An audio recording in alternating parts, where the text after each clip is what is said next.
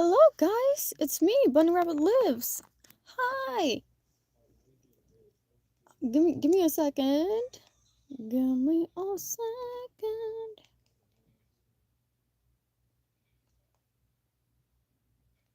All right, guys. So I'm setting up the chat so I can see what y'all are saying. And geez. Like I said, I am looking for a new job, but it's okay. Honestly, guys, I did an interview today. It was really weird. Like, I know I said the interview thing and it kept notifying me that there was an interview, but when I hopped on the interview, guess what happened? Nothing. Like for the amount of time that I set for that, nothing happened. So I would definitely say, um, y'all be careful out there with them scams. You know what I'm saying? It's loading real slow. It's an old phone, guys, so I eventually might have to get a new one. I'm not trading in nothing anymore because my old phone died and I lost so much data and stuff because I don't back up my stuff. You know what I mean? I know. People are like, "Oh, you should probably back stuff up." And I'm like, you know, I really should, you know. Hi, Sleepy Bella. Yeah, so that's what happened. Definitely an odd thing going on, which I do not recommend. I do not recommend going through, you know? But then I went to another interview the same day, right? And guess what happened? Hmm? Guess what happened? So I'm really small and it was very hard for me to lift. So I tried to lift, right? A 50-pound bag and I could not do it. I could not do it. I don't know why. Okay? Might be because I'm really light, but whatever. I don't work out, okay? I don't go to the gym. I am a bunny. Bunnies don't need to work out. Just kidding. We do. We do need to work out, guys. We I want to be healthy, but I got a lot of stuff that I do that requires me to just like, just sit and do editing and stuff, or not even just like reading. um I haven't done that puzzle, but I'm waiting for it. Watching movies, TikTok, brain rotting. um but also, did y'all know that standing for long periods of time, like without moving at all, can actually cause arthritis and like hurt you in the long run? So, yes, guys, let's stay mobile even if we are standing for long periods of time. Trust. Because my inner hip, oh, hell no. I know I'm not going to be able to walk normal when I'm older, guys. Come on. We got to work out, okay? we got to do something because we want to be able to move, right? When we're older, so yes. But also, like, I really need to lift. I need to get them gains because a lot of jobs require it. But yeah, also, guys, while I was in that weird interview that I told y'all about where nobody showed up the whole interview, I just waited there. I read the first chapter of Behooved waiting because I got bored. And guess what happened? I like it. So, after we finish Don't Let the Forest In, I will be starting to read Behooved because I got bored and I started reading it. So, do y'all get bored and just like, oh God, whoa, ma'am, okay, hold on, guys, hold on a second.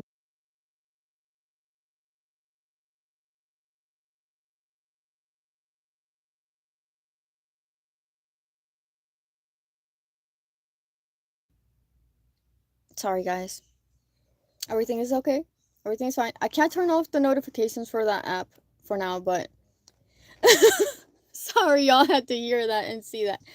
That's crazy. Okay, but y'all know, that's why I say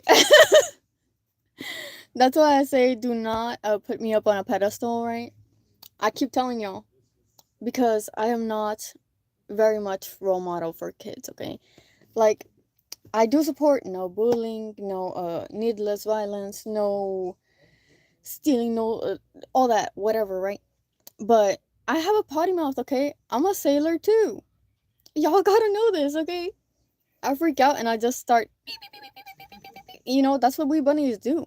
We panic and we just, you know, let the beeping roll in. Y'all be careful out there. But, yes, I will be chatting until 9. And after that, I will be reading up to hopefully chapter 27. But if I feel better, uh, by then, like if I can read more, I will read more. Um, yes. Hello, Burnley. Yes, I am. Yes, I am. Trust and believe I am weird. And I embrace it as I should. Eh? But yeah. Also, if you don't like it, you could scroll. I don't want you. You know what, guys? I never force nobody, okay? I never force nobody. If you don't like it, you can scroll. You know what I'm saying? This is embarrassing. No, it ain't. It's entertaining. First of all, we don't like no hating ass people here. So, with that being said, goodbye.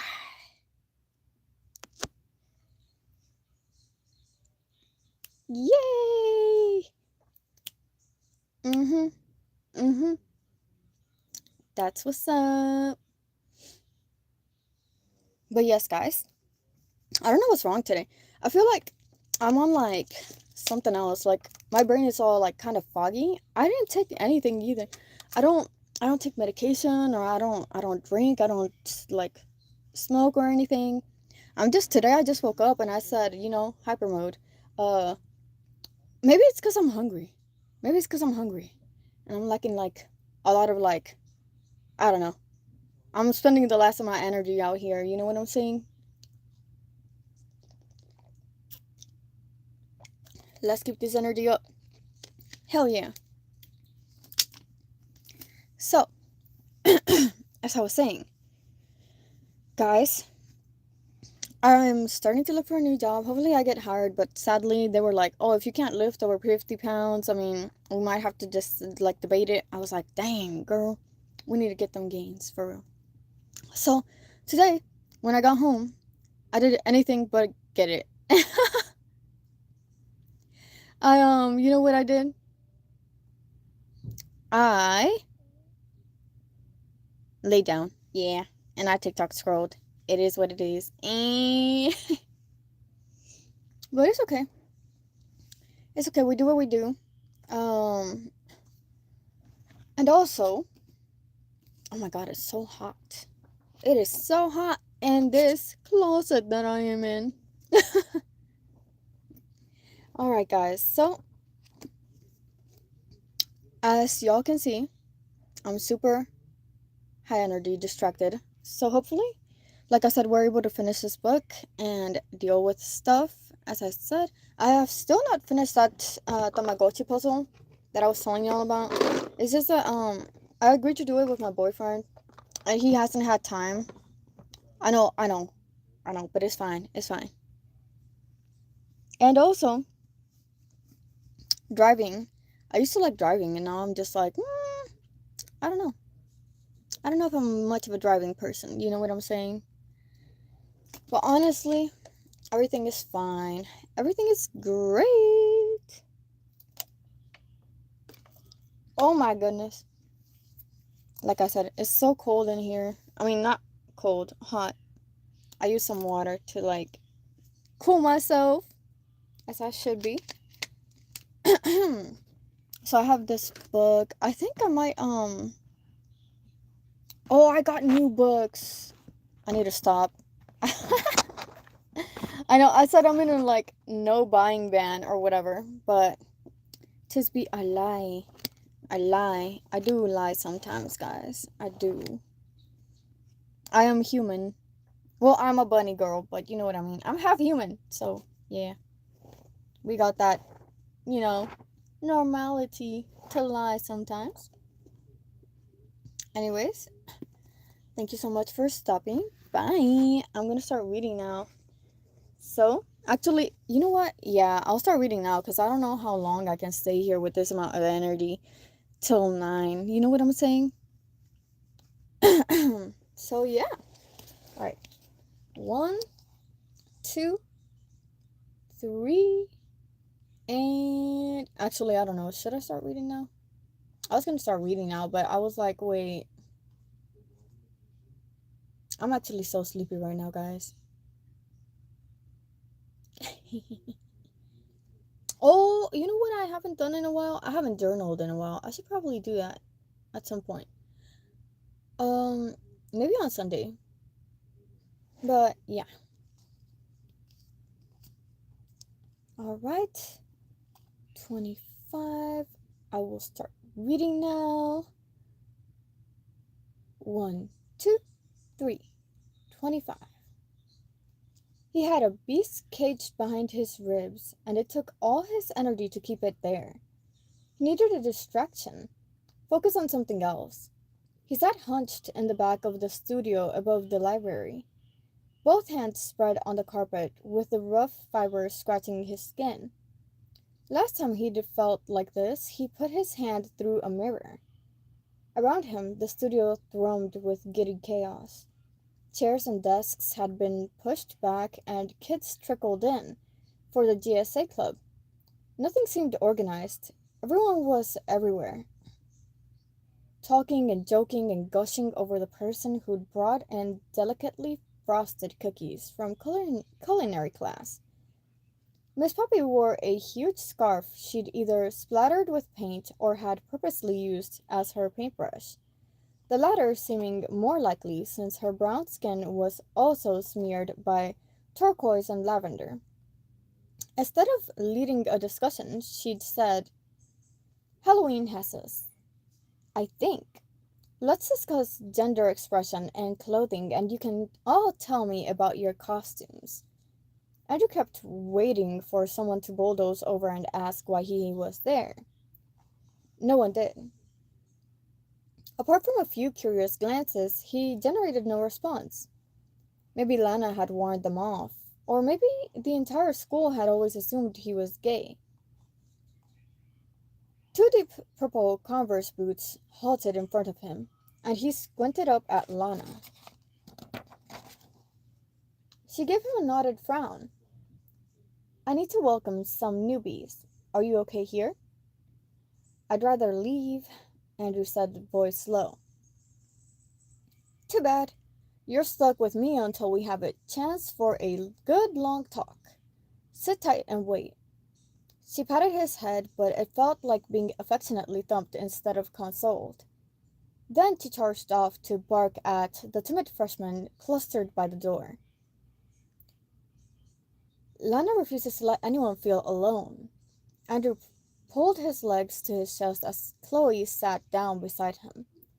She held two of the frosted cookies decorated with snowflakes so detailed they looked like they'd fallen fresh from the sky. He accepted one because he didn't know how to say, There's a forest growing in my stomach, so I'm never hungry. She has resting murder face, Chloe said, but she's aggressively friendly. This is my first year at Wickwood, and she took one look at me and said, We're friends now. Keep up. She won't let anyone get away with asking if we're sisters, either. Which they do all the time, since we're both Asian. As if we look anything alike. But I guess this is how she deals with everything. This is school. This school's intense, and she puts up with a lot. When she's upset, she cares for people in, like, angry revenge at the world for being crap. She doesn't have to keep scraping me off the floor. He sounded washed out. You're all busy, and she doesn't owe me anything. Chloe gave a sad smile. She looks sad for you because, well, You're Dove's brother, he thought, and clearly falling apart might be the unsaid conclusion. You don't have to sit with me if you don't want. He trailed off, finishing sentences having become an exhausting task. Um, please pretend you need me. Chloe gave him a sheepish look. I'm so shy, and if I sit in the circle, they'll try to include me. They're all nice, but I prefer to listen. I get it. He risked a sideways glance at her. But shy people don't make good friends. Neither of them can keep the conversation going. Silence is okay with me, Chloe said. She ate her cookie, and the quiet between them was compassionable as they watched everyone descend into a passionate discussion about gender and clothing. Not everyone dressed up for Halloween, but most of the drama kids did. Lana had corralled the newcomers into the circle and made sure they had a place to sit. She already had her phone out to exchange numbers with them. When she glared over at Andrew and Chloe, he realized it wasn't a reproach at them for being antisocial. She was just checking they were all right. Crumbs from the uneaten cookie stuck to his cuff. He sighed and then noticed Chloe twisting her rubber bracelets. She wore 6 on each arm, the colors candy bright against her light brown skin. She noticed him watching. My therapist suggested wearing something I can fiddle with. I have, social anxiety? Probably obvious, I guess, but this helps. Andrew slowly flexed his bruised fist, the small cut on his knuckles left by Thomas's teeth. When I get anxious, I hurt myself or other people. He had no idea why he said it. He was never dishonest. Do you want to talk about it? She asked gently. Have you ever wanted to be something else so someone would still want you? Chloe considered this, and he liked how she didn't rush her answers. Sometimes. Like, I'm anxious and queer and Vietnamese, and I just think, wow, no one could be bothered with me if I'm too much. But it isn't true. You just have to find the people who love you for you. I'm lucky to have those. It's shitty that it has to be luck to be loved as you are, Andrew said. Chloe looked serious. Agreed. Sorry, I'm sorry. Andrew squeezed his eyes shut. I know how whiny I sound compared to what you deal with. She gave him a small smile. Did Thomas do something to you? He loves me, and I put a knife through his ribs. Andrew fumbled for words through the haze of anguish still smoldering in his mouth. But Lana stomped toward them and dropped cross-legged on the floor. She demolished the last of the cookie and then eyed Andrews. Are you going to eat that? I'm starved. Rehearsals flattened me, so... Also, Chloe, are you dressing up tomorrow? No. Chloe looked mortified. They said optional. I'll just wear a nice dress. I'm going as a witch. I bought a hat. Lana sneaked a hand toward Andrew's cookie, but he passed it over to Chloe. Chloe bit into it, smiling demurely at Lana. Lana narrowed her eyes. Leaving you to the bond was a mistake. Chloe beamed. Andrew hugged his legs tighter to his chest. Aren't you a junior, Chloe? How did you and Lana get close? I tell you, she said. Lana hunts for lonely people. Hunts. But we're also roommates, so that helped. Something heavy thumped in Andrew's stomach. He shot a glance at Lana, but she bruised herself He shot a glance at Lana, but she busied herself retying her shoelaces. He couldn't jump to conclusions. Tons of the dorm rooms slept three. Lena said she had the sketchbook Thomas had given to Dove, so clearly they were still in the same room. But why did he never see her around Chloe? Dove had isolated herself from everyone. But why? He thought of Lana and Thomas in that dim hallway. How she accused Thomas of hurting Dove. She would know, wouldn't she? But Thomas wouldn't hurt. After we wrap it up here, let's go for dinner, Lana said. It's meatloaf night, isn't it? Freaking fantastic. They better serve Halloween cake tomorrow. Remember that time Dove had lemon cake in a Tupperware box and was eating it under her desk all through class? She never even got caught. Andrew huffed a laugh. Thomas caught her. He followed her around all day begging for some. Typical needy boy. Lena rolled her eyes, but she didn't sound as barbed as usual. Andrew couldn't stop himself. Why do you hate him so much? Lena abruptly went silent, went still. She shot a glance at the teens hanging out around the room, surrounded by queer flags draped over. Hi, Clifton. Hi. Desks and unequivocal acceptance as they chattered. It was a happy moment, and he'd dragged war into it. He should never speak. Lana pushed to her feet.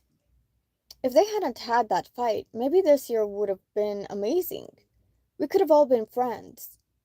Edgar could see it, unwrap it like a story.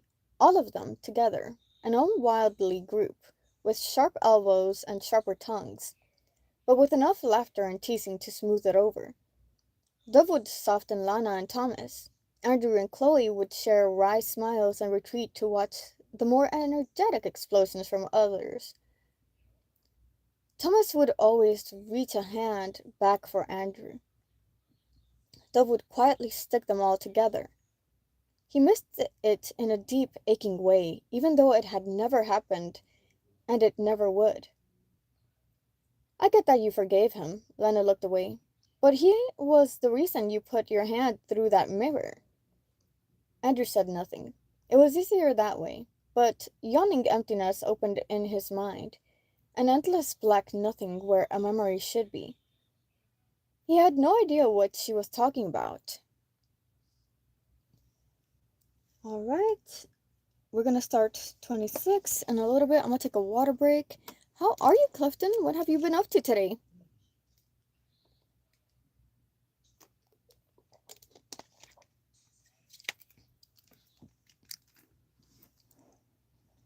I hope you're doing good.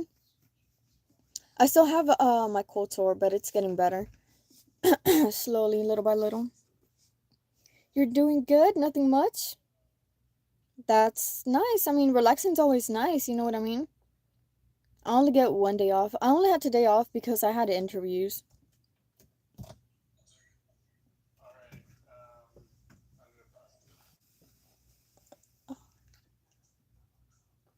What?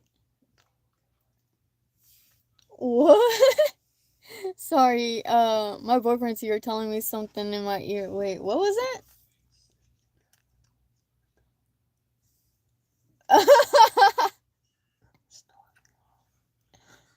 What?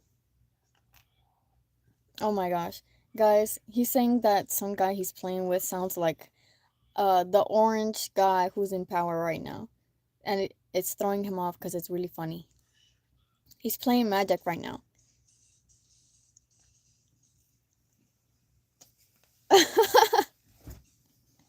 Alright. Well, guys, that sounded funny. Clifton, what games are you playing recently? I haven't been able to do team night, but for team night last week I couldn't join, but they played bowling and I wasn't able to join them. I bowl sometimes, but I do it really badly. It's all right. We can be bad at bowling together if y'all are bad. If y'all aren't, That's fine too. Neverness to Everness, a new gacha game. Oh, I've heard about that one.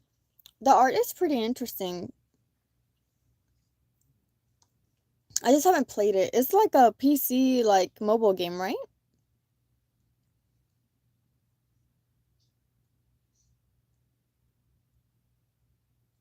I think it might be, from what I remember. I keep getting ads for it. I just haven't tried it because me and gacha games are kind of like, it's kind of hard. It's on PlayStation 5. I haven't turned on my PlayStation 5 since I got back from my trip, not gonna lie. Because I was upset that I didn't get everything for Infinity Nikki that week. I'm a fear of missing out kind of person. So I was like, oh my goodness, I missed all this stuff. But you know what? It's whatever. Um, what would you say your favorite part of Neverness to Everness is? And is there like guy characters there you can collect too? I have allergies.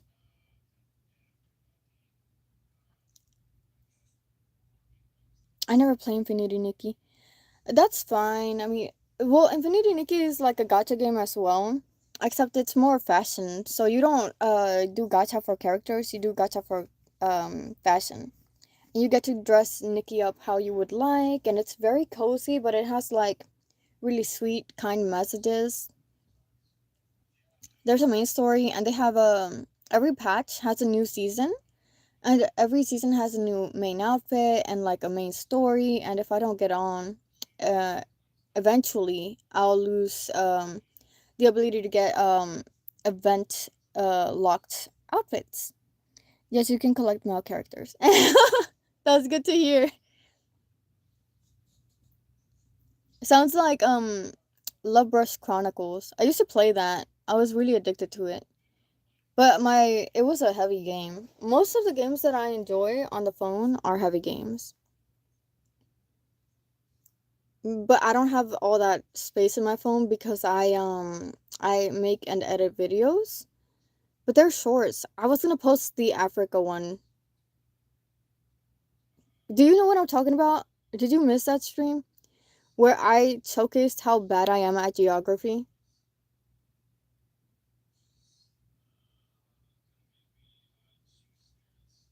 Because I was crazy. I need a. You know what? That viewer PXC's right. I should go back to school. You did okay, so oh my gosh. Um a subscriber had asked me to guess where he's from, and I was like, "Oh, guessing all these places, right?" And then I was like, "Oh, is that Africa?" And then they were like, "Uh yes, but Africa's not a country." And I was like, um well, I don't know what cities or states are in it." And then they were like, "Africa's a continent." And I was so embarrassed. I was like, "Oh, if we get lost, don't give me the map, cause you know what? That was so bad." But I'm okay with history. Like the last I remembered, I think, like I was okay in history in school. Not really. And geography, like I was alright-ish, but not like in terms of places, like memorizing like lands and stuff. Neville, hello. How are you? Hi. Are y'all staying hydrated? That's how you know, guys. That's how you know. I'm pretty good at art and English. I was really good in woodshop class. Honestly, Clifton, do you do what's it called? Wood carving? Do you like wood carve and stuff? Cause that's so cool. Hell yeah, Nevada. Always. Like what are some cool little hobbies that y'all have? Cause honestly, I would love to learn wood carving. It's like a dying art from what I hear.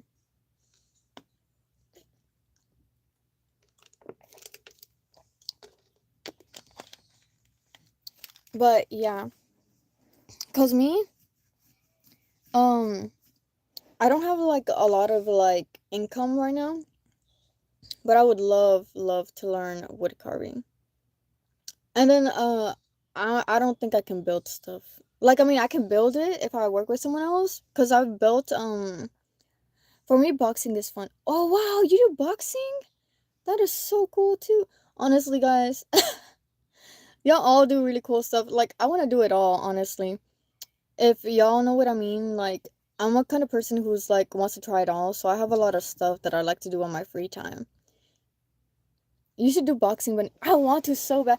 Honestly, I want to learn Muay Thai because I'm like super bony. So I'm like, you know what? Maybe Muay Thai would be good because I have this bony figure. You hear that? That's my bone. That's but I'm healthy. I eat and everything. It's just like I'm just naturally like that. Um, it's just what's it called? Boxing too. I feel like boxing. Honestly, I want to learn all the fighting methods, and it would be so fun. It'd be fun as heck. But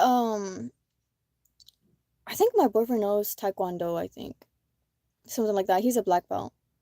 Muay Thai is also has really good abs workout too. Abs. What about like upper body? Like, cause I need to like be able to lift 50 pounds.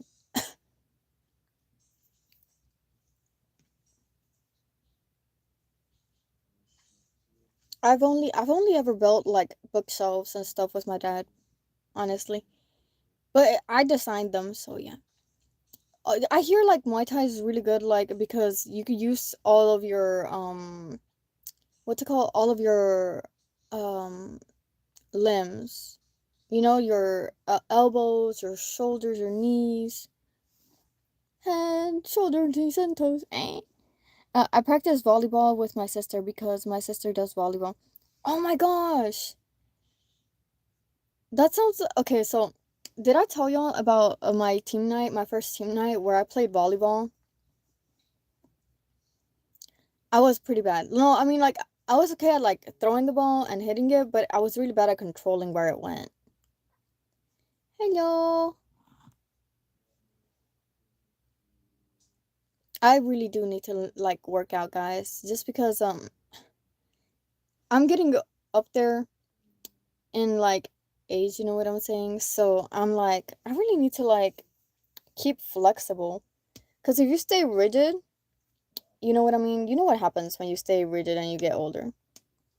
Oh, workouts! I can't work out with my character. I can't like I can't show my face. I would have to wear a mask the whole time. It'd be a funny mask.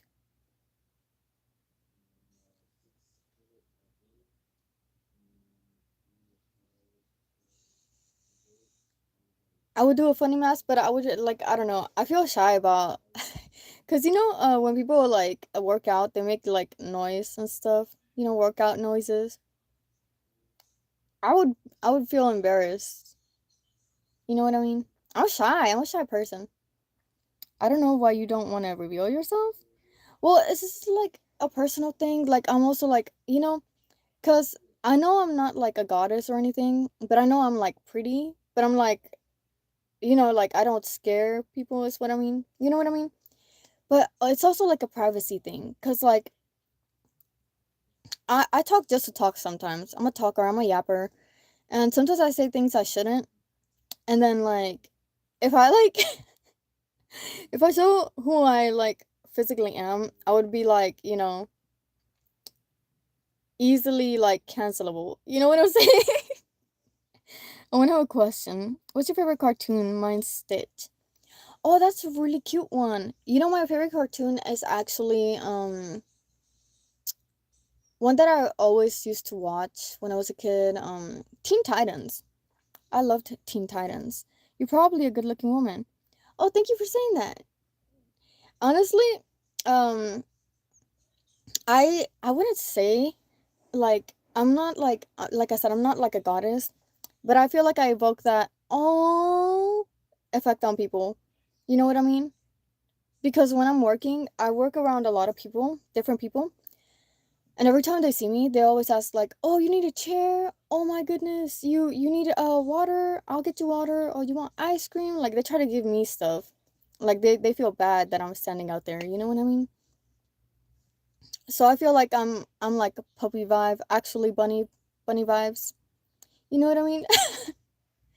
Like I give off a 13-year-old, but I'm not. You know what I mean? I have a question. Oh, wait. I already read that. Yeah, Teen Titans was my favorite. Why is Stitch your favorite? So Teen Titans is my favorite because I just love the interactions between the characters. Like I love what's her name? Starfire and what's his name? Robin? Yeah, I love their like interactions with each other. And then also Beast Boy and Raven. You already know. That's like a popular ship right there. People always say I look like the little girl, and I love Stitch because he's just so cute. Yeah, Stitch is really cute. Actually, I used to have a plushie of him, but when we were kids, guys, this is not embarrassing. Everyone goes through this at least once in their life, or like most people do. When I was a kid, my sister hung out with a girl who had lice, so we all had lice. So, they went away, but I had a Stitch plushie, and it was in the closet, and my dad thought that it was like the plushies were harboring them too, so he threw it away. I was like, "Ah, I love that plushie." It looked like Stitch, and he had his arms open like he would hug you. It was cute. Regular show, my favorite cartoon. The new ones start next week. Oh my gosh, I used to watch that on Cartoon Network.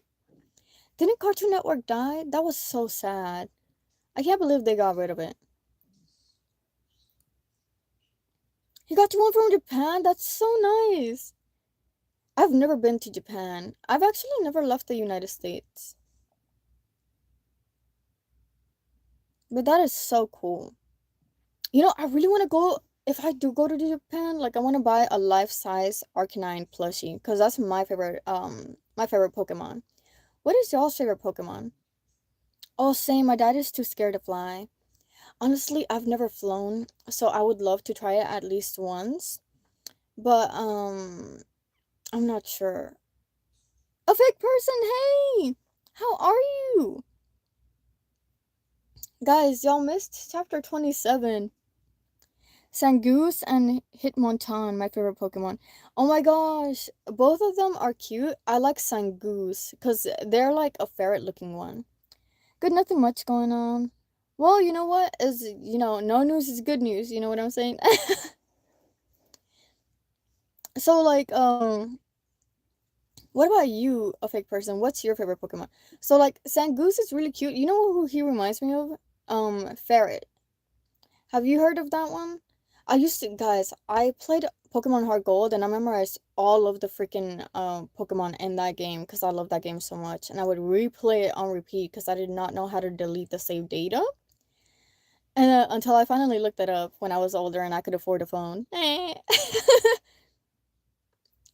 Not the bunny noises. Anyways, Sangoose looked like Pikachu a little bit. Oh yeah, wait, is Angoose not the like dog, the brown one with a like white stripe? Cause I thought that's what it was. Snorlax is a Snorlax is actually really cute. Isn't it Munchlax the pre-evolution? Munchlax is really cute too. I like So have y'all ever played Pokemon Unite? You have like you start off as Munchlax, I think, when you play as him, because he only has one pre-evolution. And then Snorlax becomes super cool. Like he's super tanky. I So the only reason why I like what's his name? Arcanine, the only reason why I like Arcanine is because he looks like a dog and I call him Chispito every time. Oh, Lapras. Wait, is that how you say it? Give me a sec, guys, because I gotta oh I gotta wipe this thing. I'll be back in a second. My cold sore is like acting up. Uh,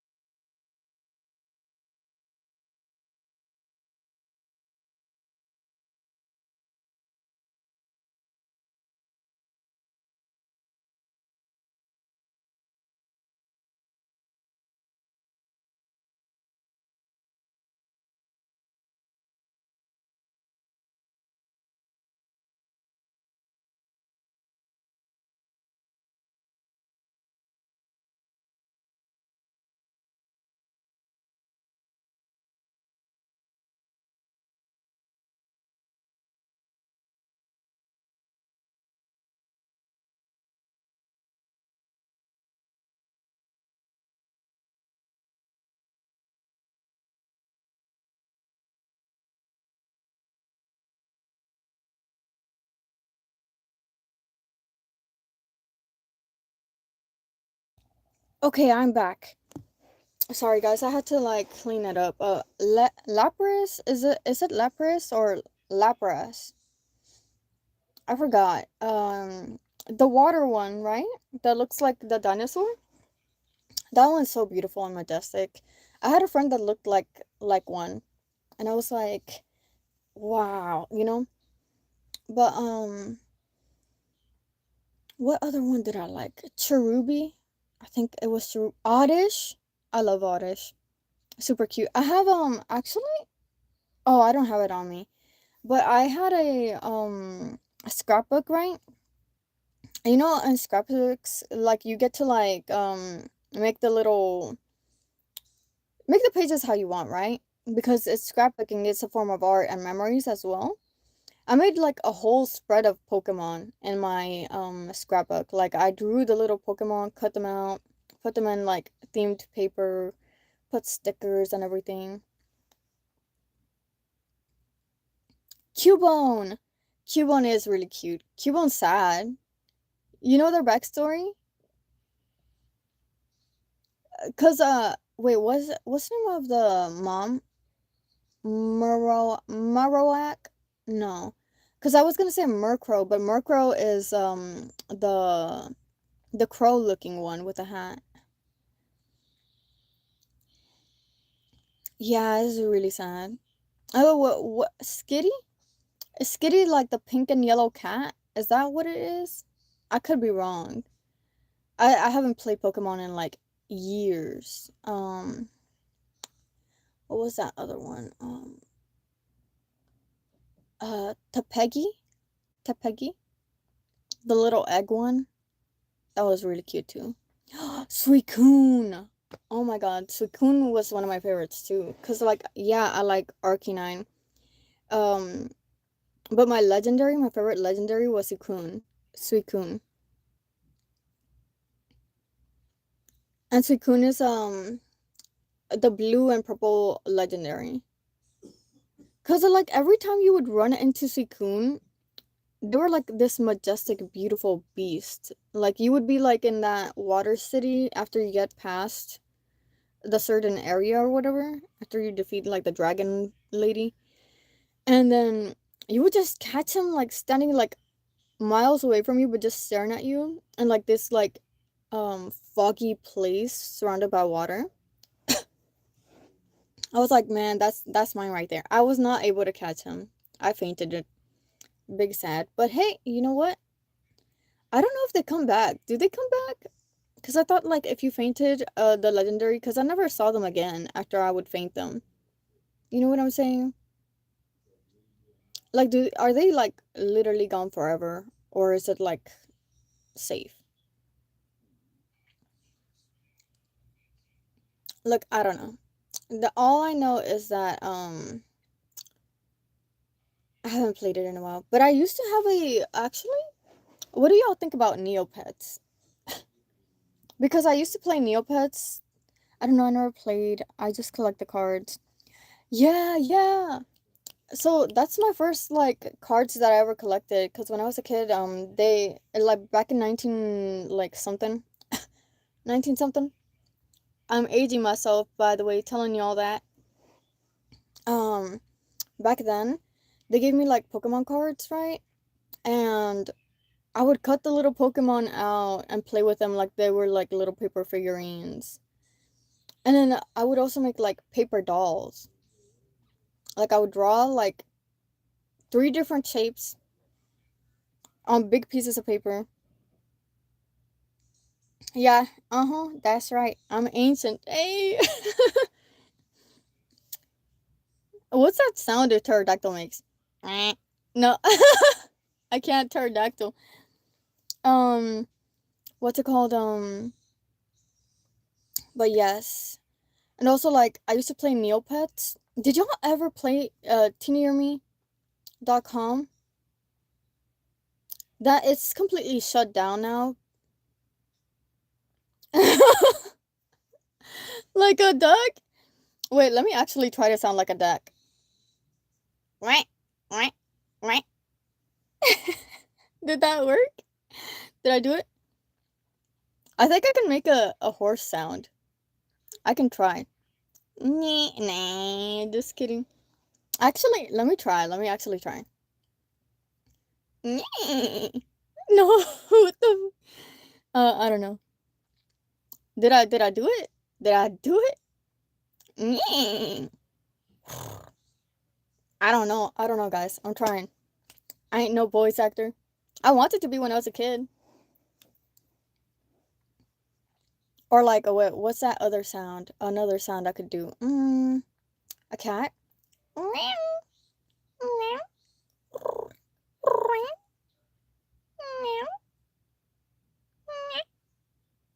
I don't know. I don't know, guys. I'm doing my best. My best. But yeah. Also, it's almost 9, so I will continue reading. I think I forgot to let y'all know that I was gonna stream tonight. Sadly, sorry guys.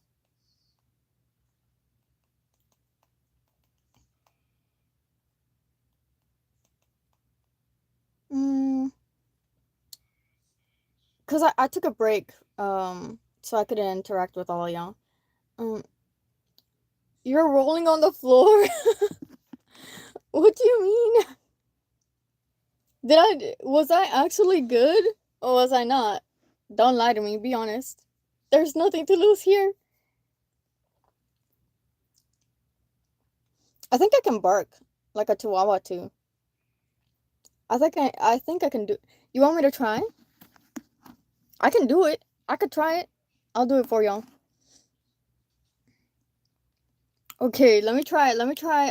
I want to keep making y'all laugh. I'm gonna try. I'm gonna try to bark like a small dog.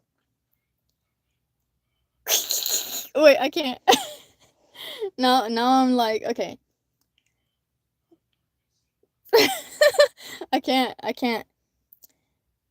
Uh. No, that was not good. I used to be able to. I used to be able to. I haven't barked in a while. Okay, I know I worked at a dog facility. That doesn't mean I speak dog language, okay? No, that does not. Did that actually sound like a dog? You gotta be kidding me. Was it? I can't do it. I can't do a an elephant right now. I really can't. My cold sore will prevent me. Let me see. I'll try a monkey. I'll try. Ooh, no, no. Oh my god. I did that just for you, a fake person. I hope it made you laugh. Yeah, you legit sounded like a lab. A girl. Wait, I mean, I don't know if you're a girl or a boy. That came out naturally, but okay, wait. I can do a big dog, I think, but not right now. Wait, let me see. Cuz it's pretty late at night. Rup, rup. No. Oh my god, take me out. That's actually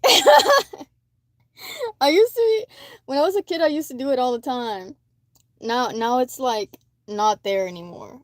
I have evolved. I have learned the human speech.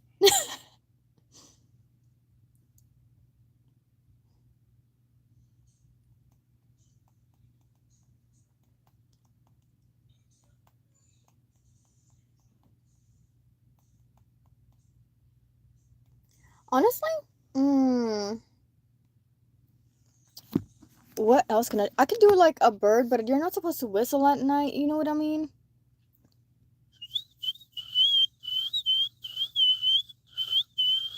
No, I can't do it right now because my lips are dry. I did it though. If I die, I die.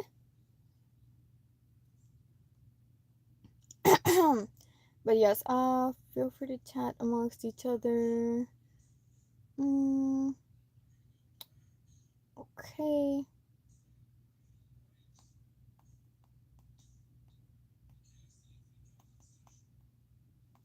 Yo, mama! Hello! Woo! Oh my goodness. That was a sneeze. People, people back at when I used to work. Thank you. Back when I used to work, they would think that my sneezes were barks. Yeah. You missed the chapter 27, guys. I took a break from reading just so I could chat with y'all, cause I was like, you know, I like to chat with y'all. What happened, yo mama? What happened?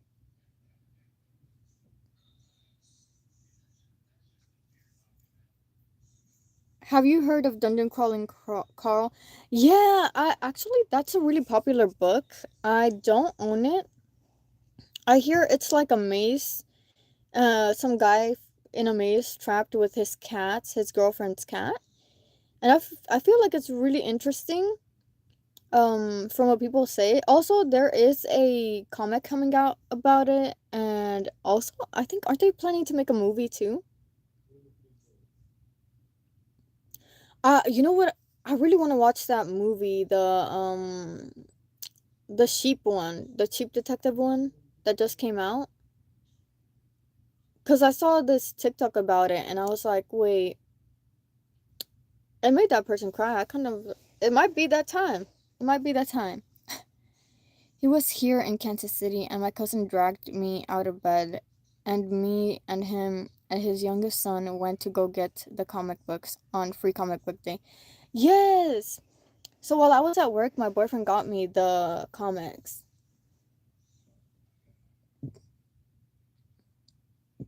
Oh, the main guy that talks in the audiobook signed it.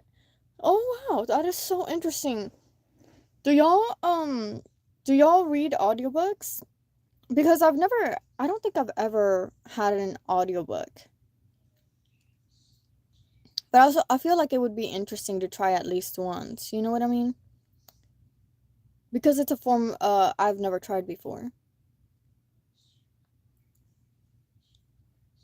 Do you like to read, your mama? Do y'all all like to read? Or do y'all like when I read to y'all?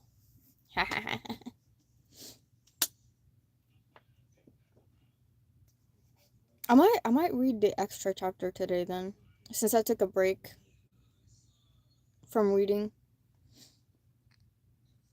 Yeah, I'm still with the same boyfriend. How do you What do you mean?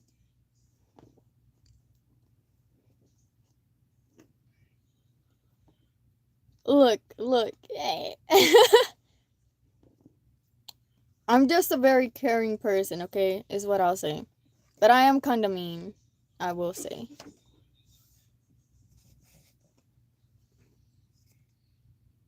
I will be honest, I am kind of mean for reasons that you know, yo mama. I've been delivering tires and now I have an SUV stick of some of the books my cousin gave me for me to drive and listen to. Wow! What books are those? He does what you do. He's reading the book and he puts his own spin on it. Wow, that's so interesting.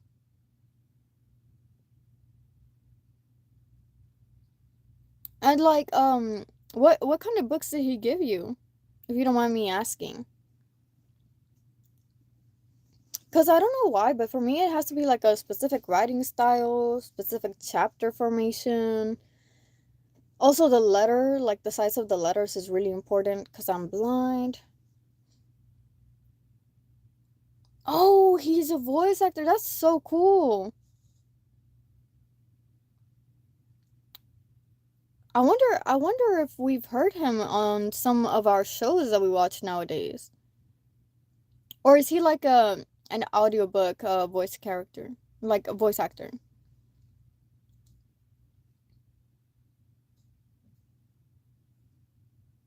Oh, wow. Really? You got this. Like at what time?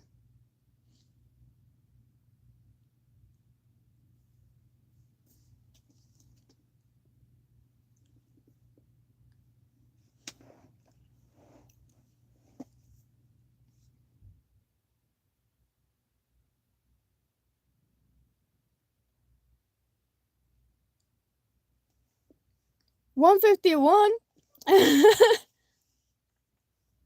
Look, he and I were both dinos, okay? There's nothing wrong with that. There's nothing wrong with being a dinosaur prehistoric bunny girl. Okay. Actually, imagine that. I've never seen a prehistoric bunny girl. He gave us the dungeon crawling Carl. That's great. I hear that's a really good book. I hear it's won a ton of rewards.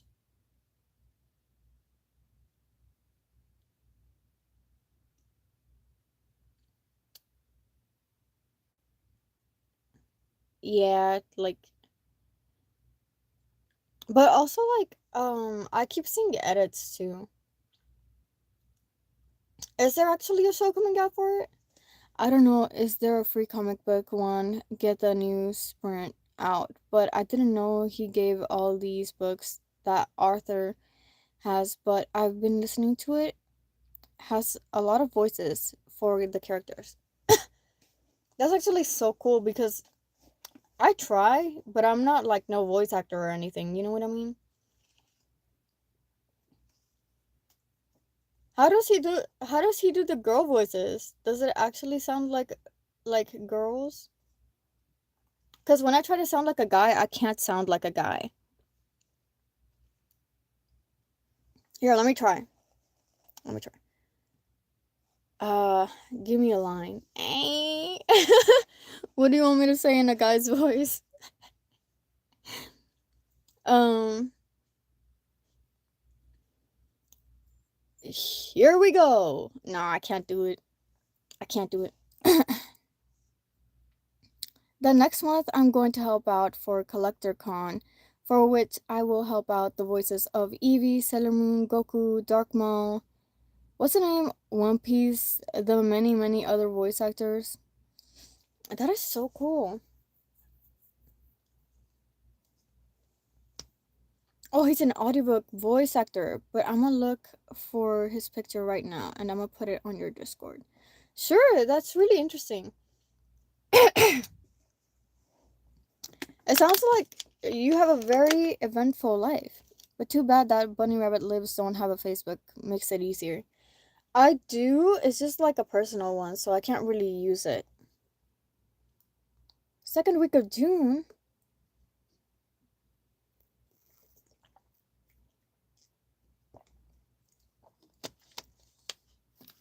Very interesting. So you'll be streaming on the second week of June?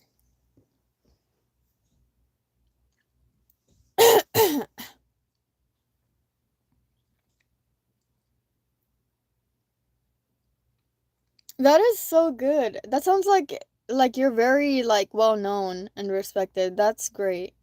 That's great to hear. I hope to one day be somebody like that too. That's inspiring, yo mama.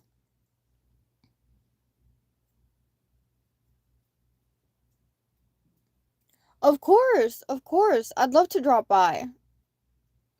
But when are you going to like on the second week of June, you said?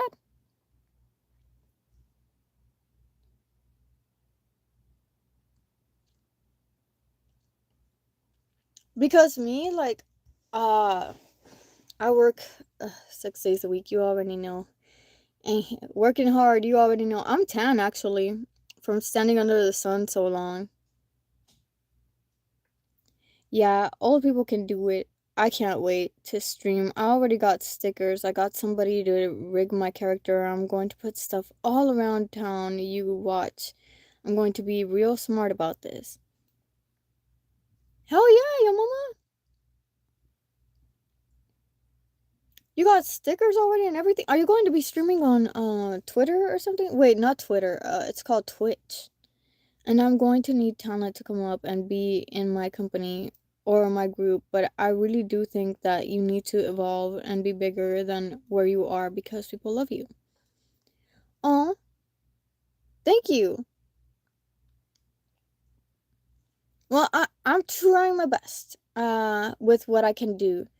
I do work and so I have to take the time to work.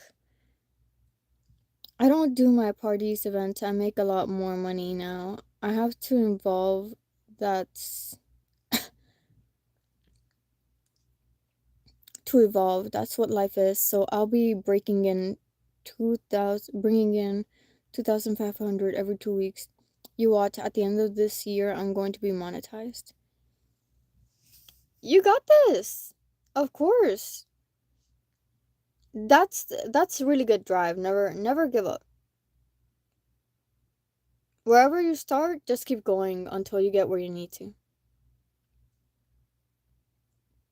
Because it's important to have a positive mindset. And hopefully, I have my own company with my own agents, and I will give lots of many thanks to you because you inspire me. Your creativity, your heart, your spirit, and your soul. Oh, thank you. I have been cursing a little bit. I have been cursing a little bit though. I don't know if you think that's a good role model material, but I've been a little bit of a sailor recently, so I don't know. I don't know. Hey, thank you though. I really appreciate it. You too, your mama. You've been very loyal and always there to support me and push me forward, improve my moods when I get down, keeping that mentality up for me. And I really appreciate it. Thank you so much. You're one of the originals, You've been there since the beginning, really.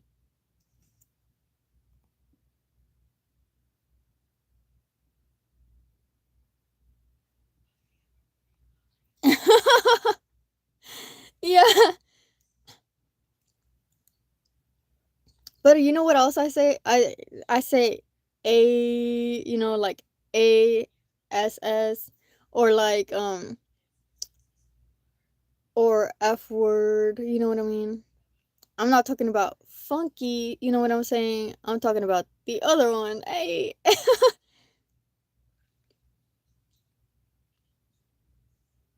And stuff like that. I curse a lot, okay? I just have been holding back because I was thinking, like, oh, what if I like scare people off? But I'm like, you know what? If I'm not myself, then who am I? You know what I mean? Like if you're not portraying yourself as you are, who you are, then who are you? But I'm old, okay? 150. Ah, no mames. But I think if you like my little cussle, okay. Yeah, of course. I'm pretty chill about all that. I'm old too. Okay. I'm getting up there. I'm hitting my 2300. Wait, no. No, that's not it. It's 2000, 5900. Just kidding. I don't know. I don't want to confirm anything. You must have one heck of a boyfriend because I remember you played Kingdom Hearts. You could have beat this one boss and he took over you. Be like it was nothing, so he must be one hell of a guy. Actually, he didn't beat the guy. He didn't. I beat him. He tried to help, But he was like, nah, I'm not gonna do it. And I was like, why? And he goes, because. And I was like, oh my gosh, I gotta beat this guy by myself. I never ended up beating Sephiroth, but I beat Xehanort, and I beat wasn't him Vexen? You remember that guy? I hate Vexen so much. He's my nemesis. I don't play Kingdom Hearts, like I haven't played Kingdom Hearts recently, but I still think about Vexen, and I don't like Vexen. He brought the rage out of me. I think while I was while I was streaming that, I cursed. I actively cursed.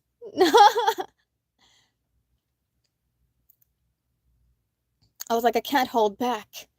I can't. I can't stop here. Not now. And then I was like, beep. But yeah, I will start I will start reading soon. I appreciate you stopping by to chat so much. I do have warnings about this book. I don't know if you're okay with it. So the book does have gore, self-harm, what's that other word? Anorexia, eating disorders, abuse, death. The book has a lot, okay? So if you're not comfortable with any of that, I'm warning you right now so that you don't, suffer with something you don't want to suffer with. I do care about people a lot, so I don't like to traumatize them, but I really like this book. It's very symbolic, and it's also like got very deep friendships and, well, exploration of who people are as people. So yeah.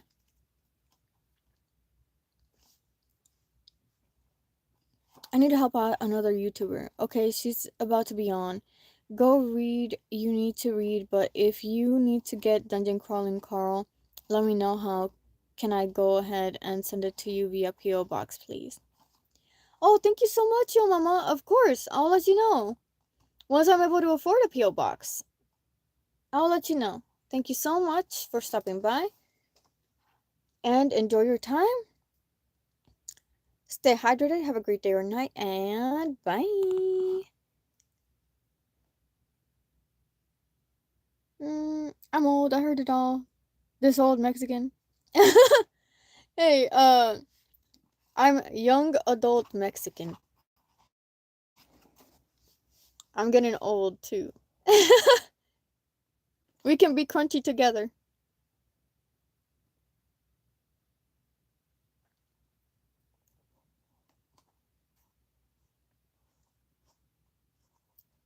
Alright, I will start reading in 1, 2, and 3.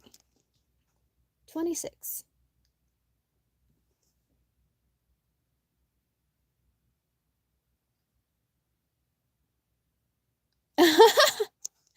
Yo mama.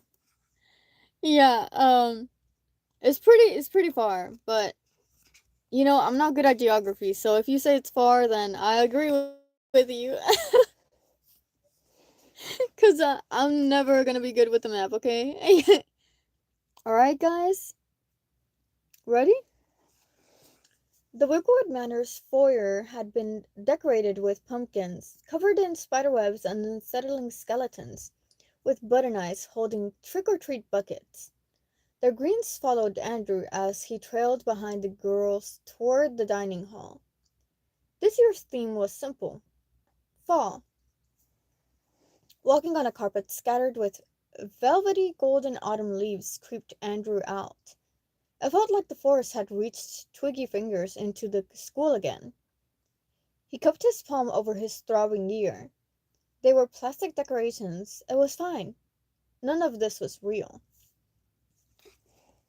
Before the bell had rung for dinner, Lena had fetched the sketchbook from her dorm and given it to Andrew without question. He torn it up. Every last ink-smeared page, until not a single monster was left whole. This had to be the last of Thomas's drawings. It had to be. Ahead of him, Lana was arguing that pumpkin cake was better than pumpkin pie, and Chloe wasn't having it. Neither noticed Andrew getting farther behind. He needed to vanish before he had to make an excuse why he didn't want to eat. But he couldn't go back to his dorm. Thomas might be there. Andrew needed to find words before he saw Thomas again. He needed to pull himself back together and figure out how to explain himself in a way that made sense without his ribs snapping one by one. He was suffocating in a vortex of his own darkness. He needed Thomas to pin him to the floor, fingers tight around his wrists, hips against hips, their mouths inches apart. Wait, I need to repeat that. Bro. Their mouths inches apart. So Thomas could breathe 2 words into Andrew's lungs. Calm down. Andrew couldn't calm down. He walked into the dining hall and lined up for food he couldn't eat. The servers piled his plate as if he were an average teenage boy with an appetite, not this gaunt ghost of a creature. Lena strode off to snag them seats, leaving Chloe to expertly manage both of their plates. Another sign these two were close friends in a way that didn't need Dove. Someone moved in behind him, and a few people complained about cutting the line. Andrew didn't need to turn. He could feel who it was by the shape of his breath, how he leaned forward in a way that spoke of deep familiarity, as if any part of Andrew he touched would instantly respond to him. Andrew's heartbeat picked up. Lisa, hello! I'm reading now. Thank you so much for stopping by. Usually I start at 8 p.m. and start reading by 9 p.m. How was your day? My day was good. I actually went on an interview. How was your day?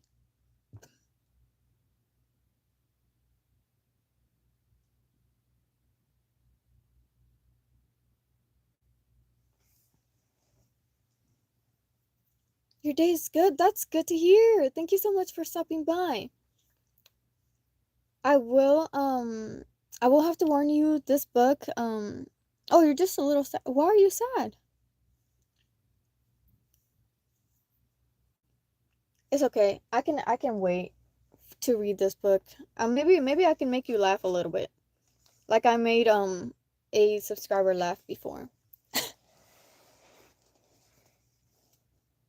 Because Olivia died. Wait, who's Olivia? It's not Rodrigo, right? I think she's well, alive and well.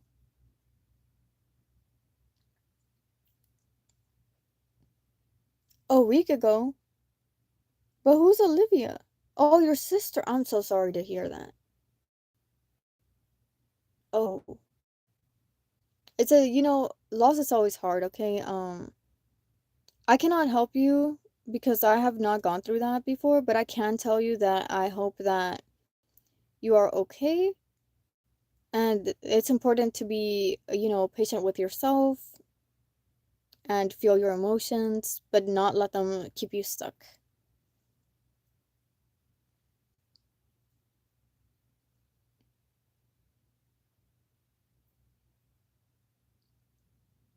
Yeah. All right, so grab a snack, stay hydrated, and here we go. Okay? I'm gonna read to you. I will warn you that this book is for young adults, so if you're not 18 and up, I will be warning you. You need to ask your parent for permission, or if you're okay, they're okay with you doing this, or if you're like on the older side, you're fine. Um, I will warn you that there is blood, gore, self-harm, abuse, eating disorders, death in this book, okay? And I'm letting you know this right now because I'm really like thoughtful about you, with what just happened with your sister. So thank you so much for stopping by. I really appreciate the support. Have a great day. Stay hydrated. And bye. Alright, guys. I will continue reading. I actually feel like I need to start reading from the top, though. Because I really messed that up, though. Okay. 26. The Wickwood Manor's foyer had been decorated with pumpkins covered in spiderwebs and unsettling skeletons, with button eyes holding trick-or-treat buckets. Their grins followed Andrew as he trailed behind the girls toward the dining hall. This year's theme was simple: fall. Walking on a carpet scattered with velvety golden autumn leaves creeped Andrew out. It felt like the forest had reached twiggy fingers into the school again. He cupped his palm over his throbbing ear. They were plastic decorations. It was fine. None of it was real. Before the bell had rung for dinner, Lana had fetched the sketchbook from her dorm and given it to Andrew without question. He torn it up, every last ink-smeared page, until not a single monster was left whole. This had to be the last of Thomas' drawings. It had to be. Ahead of him, Lana was arguing that pumpkin cake was better than pumpkin pie, and Chloe wasn't having it. Neither noticed Andrew getting farther behind. He needed to vanish before he had to make an excuse why he didn't want to eat. But he couldn't go back to his dorm. Thomas might be there.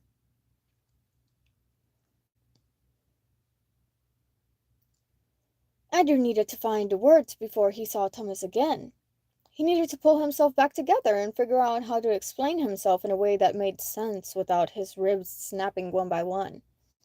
He was suffocating in a vortex of his own darkness.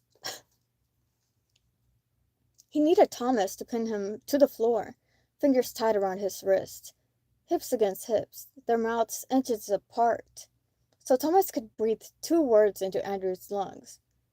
Calm down. Andrew couldn't calm down. He walked into the dining hall and lined up for food he couldn't eat. The servers piled his plate as if he were an average teenage boy with an appetite, not his gaunt ghost of a creature. Oh, not this gaunt ghost of a creature.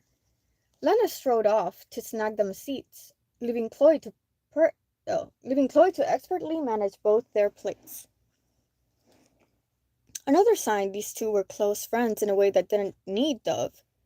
Someone moved in behind him, and a few people complained about cutting in line. Andrew didn't need to turn. He could feel who it was by the shape of his breath, how he leaned forward in a way that spoke of deep familiarity, as if any part of Andrew he touched would instantly respond to him. Andrew's heartbeat picked up, but he focused on accepting his overfilled plate of meatloaf and mashed potatoes. He swept a glance across the long tables crowded with green Wickwood uniforms until he saw Lana wave. I should never have called you a coward. Thomas' voice sounded wrecked. Talk to me. Leave the plate and come outside. Make him beg. The thought came slick with tar, insidious and bitter, and Andrew hated the way it fed the monster gnawing behind his rib bones. He didn't want to be this, but his jaw felt wired shut, and he gave Thomas nothing, not even a glance, as he strode toward the tables. Thomas swore and ran after him. Lena had saved a spot at the end, and Andrew slid into the bench across from her and Chloe. The noise was worse than usual, because everyone had been into the Halloween candy already, and their sugar highs tipped them to noise level. Extreme. Seniors hyped each other up, playing viral videos on their phones and singing along. Bryce King seemed to be at the head of it, a lord overseeing his court. No teachers had called for quiet yet, or maybe they'd given up. Too much noise, too many bodies. Even the smell of the soggy meatloaf congelating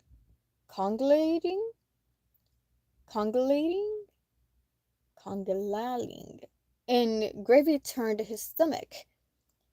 He wanted to run, but Thomas could corner him in a quiet hall, and Andrew wasn't ready for that. He forced himself to fork up mashed potatoes. Thomas straddled the bench beside him. No uniform jacket, no plate, no interest in anything but Andrew. His face looked shattered. "I'm sorry," Thomas said low. "I lost my temper, and it was shitty to call you a coward when you were just telling me who you are." The chaos around him did an effective job of hiding their conversation. But Lana glared as she leaned forward in an unsubtle attempt at eavesdropping. She gripped her knife and fork in a threatening way, but Andrew gave her the tiniest shake of his head. If he wanted Thomas gone, he could deal with it himself. He knew how to ruin Thomas the same way Thomas knew how to ruin him. They could be so beautiful to each other. They could be so cruel.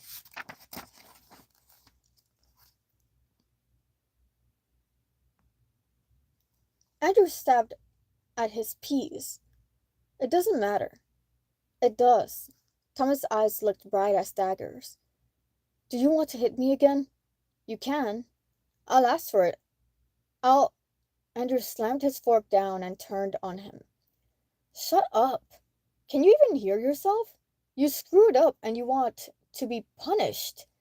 You want to be absolved in violence. Do you realize how incredibly fucked up that is?" Thomas's face looked stripped, and it hurt to stare at him. Andrew turned away, his jaw so tight his teeth felt about to crack.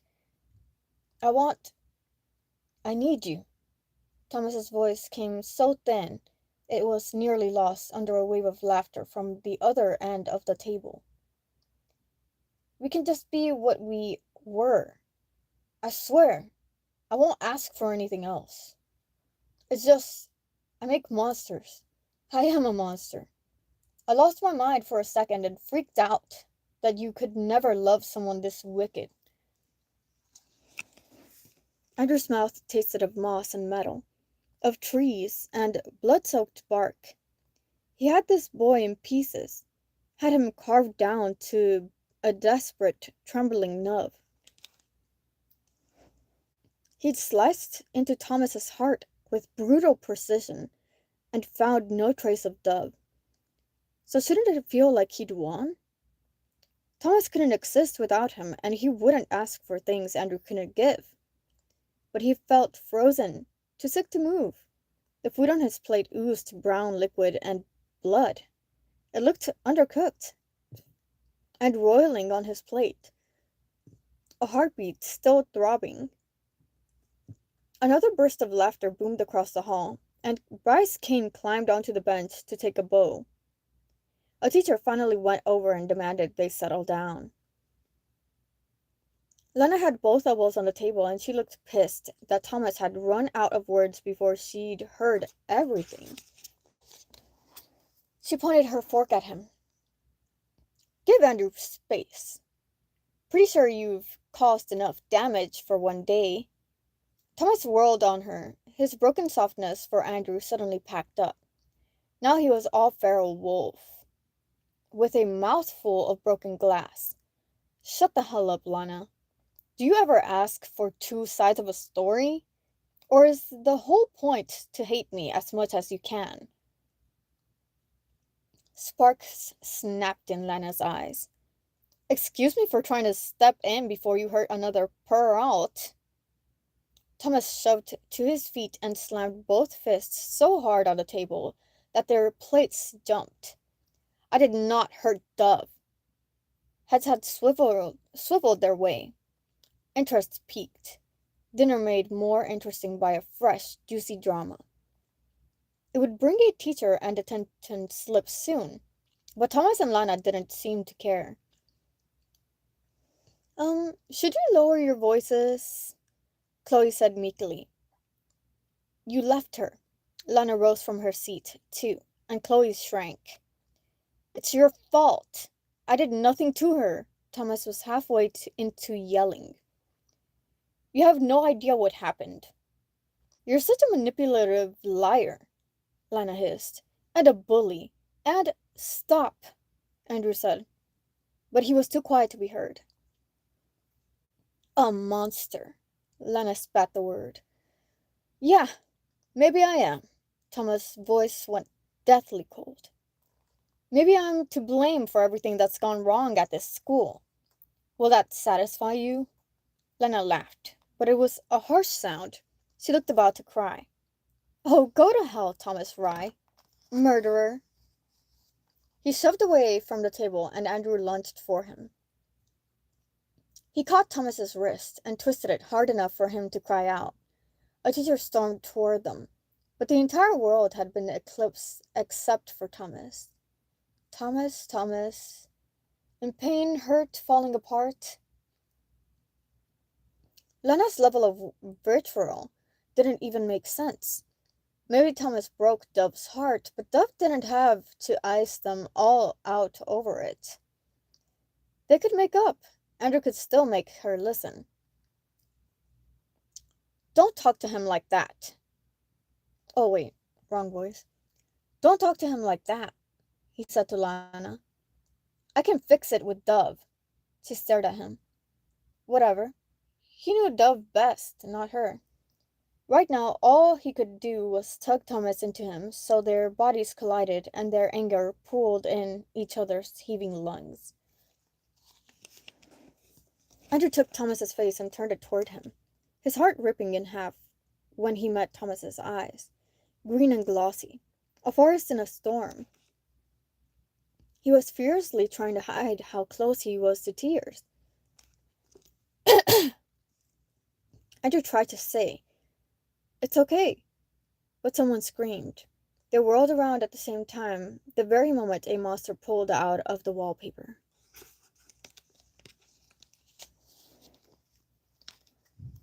A boy crept softly through the forest, looking for a white stag that legend said could grant 3 wishes.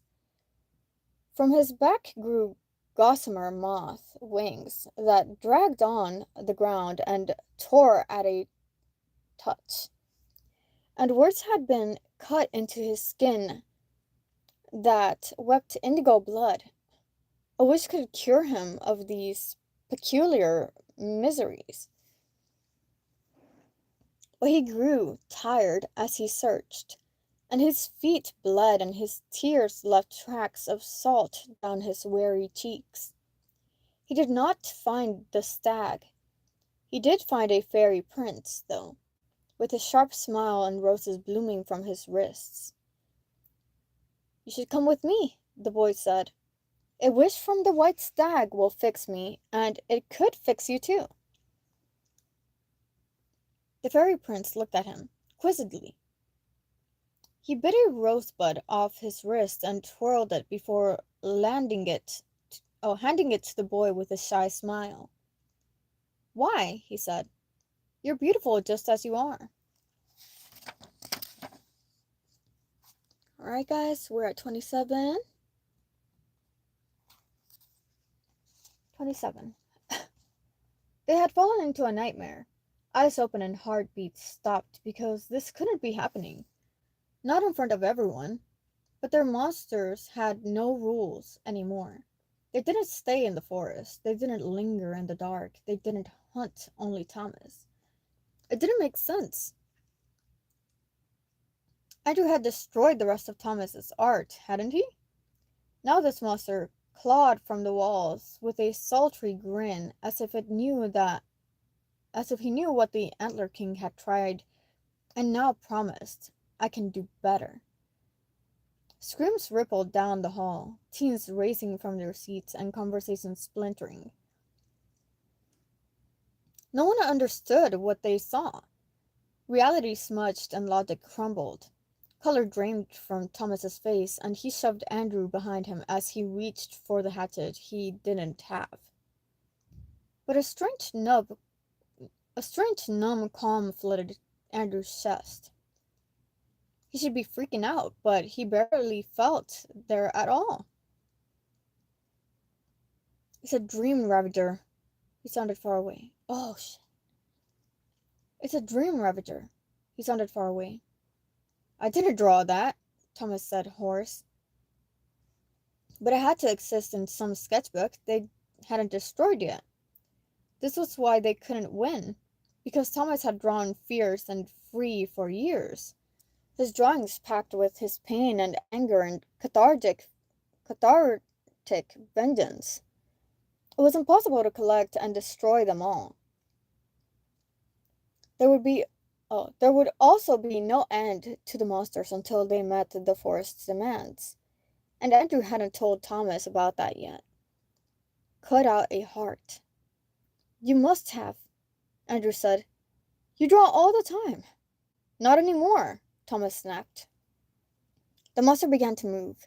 It didn't walk so much as flowed, its body a swirl of misting shadows that reformed into triangular elbows and long, twiggy fingers, and a sharp jaw that cracked to show an endless throat.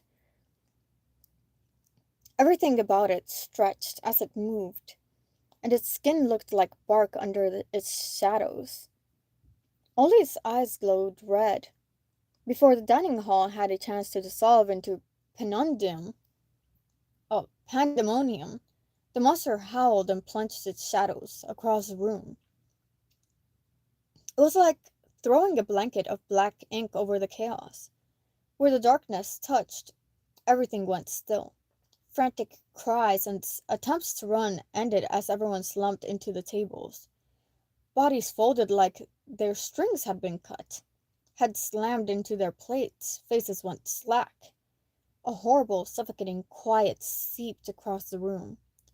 Thomas sagged, and Andrew barely had time to loop arms around his chest and hold him up before the darkness slid over them. The shadows felt alive, pressing against them, the slippery taste of earthy, rancid leaves and spilled ink suffocating them all. The lights went out. No sound touched the dining hall except for the click of the monster's fingernails as it slithered onto the table. It hovered over an unconscious student whose hair was soaked with gravy, their breathing shallow and slow. Then the monster's fingers began to grow. They stretched like sticks, knotted and nobbled, and grew over the student's face before sliding into their mouth and ears and nose. The Ravager was after their dreams. All around Andrew, ribbons of darkness slipped into the students' slack jaws and curled around their noses. Pain spiked through Andrew's ear, and he clapped a hand over it, as if he needed reminding what happened when the monsters got inside of you. None of this made sense. The monsters came for him because he was close to Thomas, but the rest of the school? No, this was wrong. Either the monster's strength had doubled thanks to Halloween, or Andrew had never understood how they worked this whole time. Maybe he didn't understand anything. It's not real. He had to think. He dropped to his knees and dragged Thomas under the table, limbs tangling as Andrew shook Thomas to wake him up. Thomas was struggling to keep his eyes open, but his mouth had gone soft with sleep. Fight this! This is your monster! Andrew cupped Thomas's face. Pen? Oh. Thomas's face. Pen. We need a pen. Thomas fumbled in his pockets. Andrew reached around him to pull Lana and Chloe under the table too, trying not to bang their heads as they slumped lifelessly into the cramped space. I bought them all time, but not much. He had to tell a story. I don't remember drawing this, Thomas trailed off, his cheek resting against Andrew's shoulder. He had his arms wrapped around his stomach, over the hole the monsters had already left in him.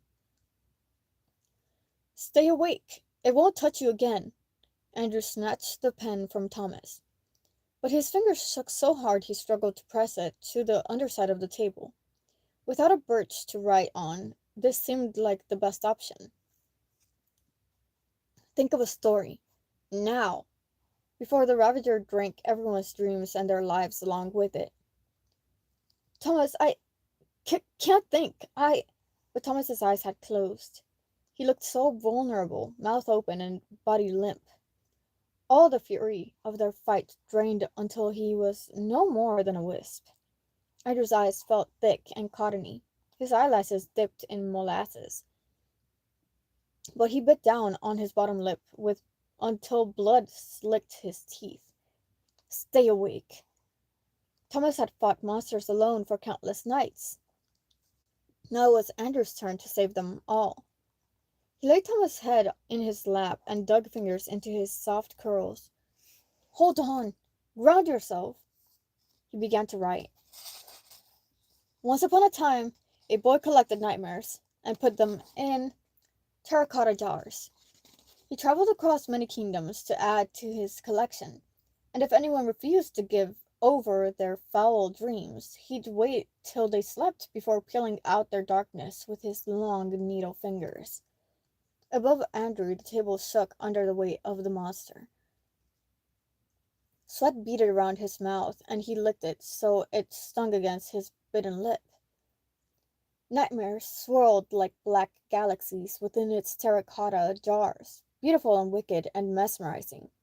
And it did not take long before he opened the lids and took a sip. Then another, then another. Soon he could eat nothing but this. All other food poisoned him, and he forgot he had been a boy.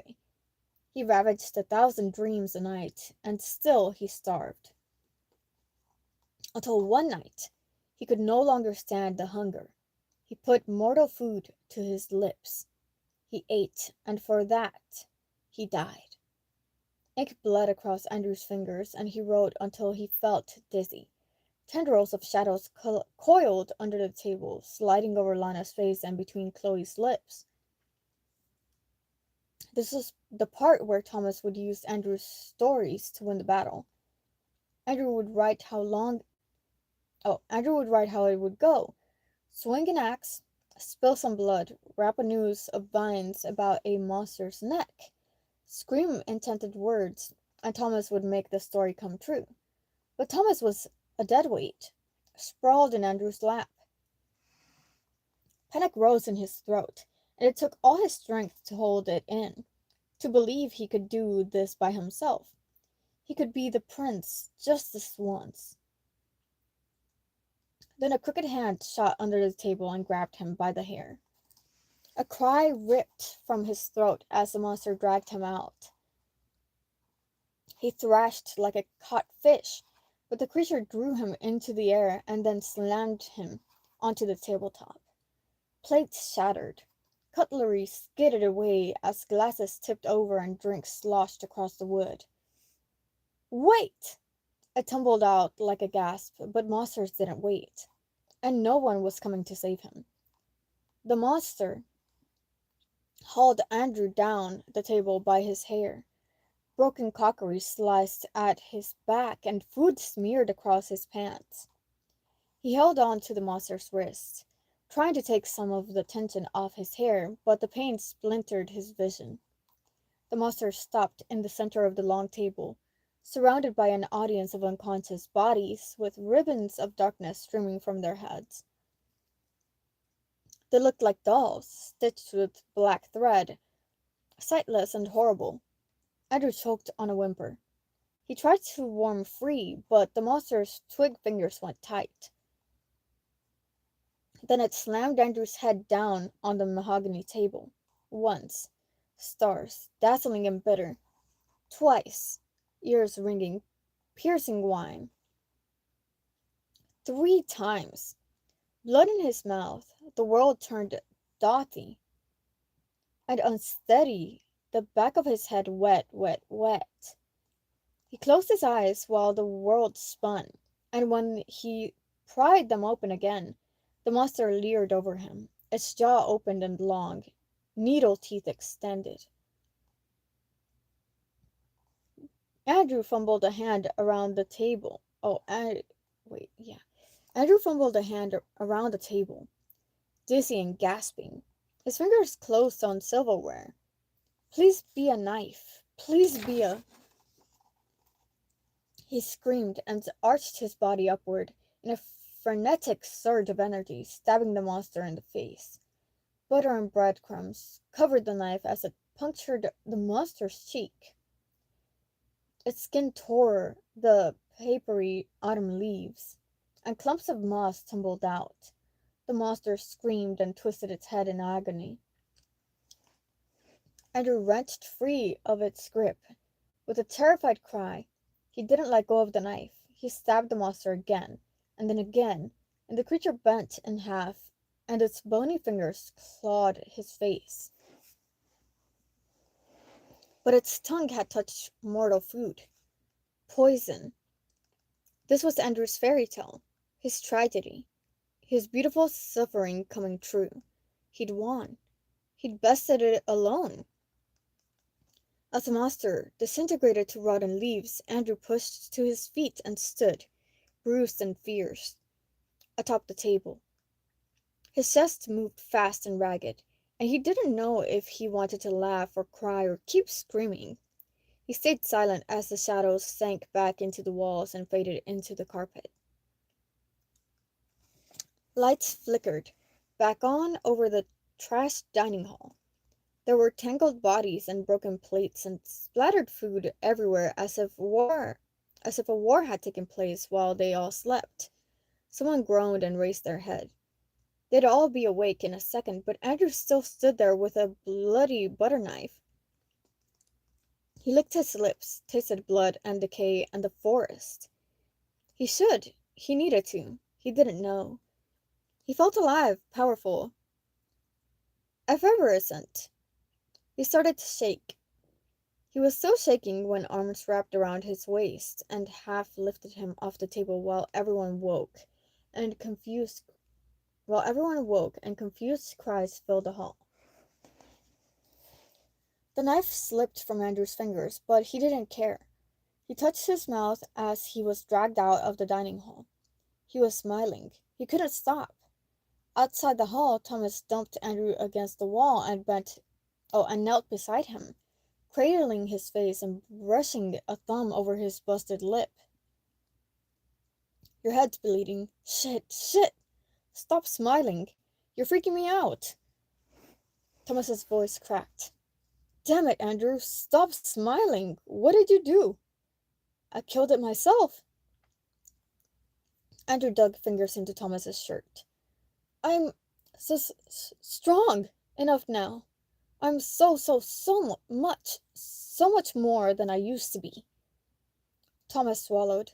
He still looked too pale, and his voice sounded more wrecked with each word. I woke up and saw your story. You didn't fall asleep, too? I'm strong enough. Andrew was laughing, or maybe crying. Their fight seemed so meaningless now. I want you. Please, I want you more than anything. Don't let me go. Thomas pressed his mouth to the top of Andrew's head, and for a long moment he said nothing. He should have been fierce with pride or relief that Andrew could take care of himself, but Thomas's eyes looked haunted. Then he crushed Andrew to his chest. I want you always. They stayed there, tangled in each other, heartbeats racing. Nothing mattered but this. Okay, guys, I will read 28 now.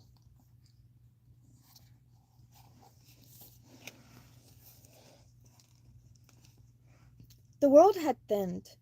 Andrew felt it as he sat in class, as if he could press fingertips against the air and the gossamer threads separating this world from the next world apart.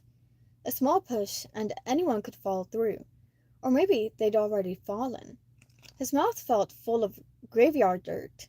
His head bent over his notebook as he wrote feverishly. He needed to change their story. He needed to think up an ending cruel enough to appease the monsters, but soft enough so when this was all over he could fit himself against Thomas's side and be safe. Cut out a heart and bury it in the woods. But you already knew that, Prince. There had to be another way. Class had been going on for 15 minutes and their history teacher still hadn't arrived. But no one complained. They clustered in groups with their phones and talked about the principal's lecture during Assembly Hall that morning. Food poisoning after a senior prank gone too far. Wickwood was bent on convincing themselves nothing was wrong with this school. That no goddamn monster had ripped out of the wallpaper. It seemed impossible they would stick to this story, but then maybe everyone had only been blacked out for a few minutes. It had felt like hours. Andrew alone had been suspended in time, choked on shadows and vines and forest decay. And if he told the truth, he'd sound like he'd lost his mind. Happy Samhain, Thomas muttered. Pretty sure that means all the ghosts and demons and monsters will be at their strongest tonight. And probably they're most hungry. We're so screwed. Andrew, Andrew shut out a hand spasm and kept writing. The Halloween dance is still on. Of course it is. Can't have kids whining to their loaded parents that their school is creepy and worse, boring. Thomas' fingers subconsciously pressed against his stomach. Andrew should have asked about the wound, checked if the hole had grown or changed. His headaches had grown almost unbearable, and part of him knew that was because the forest had gone deeper inside him, nested down and rooted into his darkest places. If he put fingers in his mouth, he could feel it, moss growing at the back of his throat. The kids in the desks in front of them were whispering about an after-party and who had smuggled alcohol. Listening gave Andrew a disjointed, untethered feeling. As if it was impossible, everyone else planned to have fun tonight, while he and Thomas would be fighting for their lives. He flipped back a few pages to the story he'd written last night. A melancholy thing. He wasn't going to let Thomas see it. A poet with his chest held together by rose vines climbed a tower to kiss his true love. But as their lips touched, a monster, with a charming smile, sneaked into the room. It tore into them and stole a piece of their lungs, a liver, a cracked rib to gnaw on. The end only came when the poet sent his rose vines down the monster's throat to strangle him. But when the poet tried to kiss his true love once more, he couldn't. Thorns grew in both their mouths. All they could do was bleed. He should have ripped it up.